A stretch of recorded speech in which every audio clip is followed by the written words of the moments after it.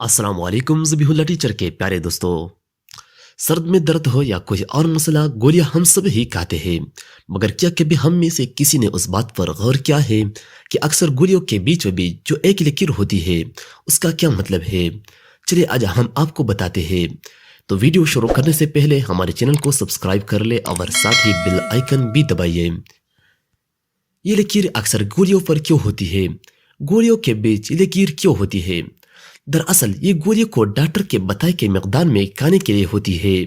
मिसाल के तौर पर अगर डॉक्टर ने आपको गोली खाने को दी है जो 100 mg की है, मगर आपको 50 mg खाने की हिदायत की है, तो आप उसे बराबर मकदार में तकसीम कर सकते हैं। उस लकीर की मदद से उससे आप बआसानी गोली को अदा भी कर लेंगे और ज्यादा खाने की गलती भी नहीं होगी।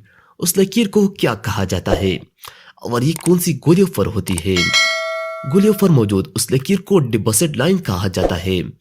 ये एक खास किस्म की दवाइयों पर मौजूद होती है जिन्हें आधा तोड़कर खाने की इजाजत होती है। ताहम अगर किसी गोली पर ये लकीर ना हो तो उसको आधा तोड़कर ना खाए। अगर आपने कभी ये गलती की है तो आइंदा उससे परहेज करें और अभी कमेंट करें और अपने ख्यालात का इजहार करें।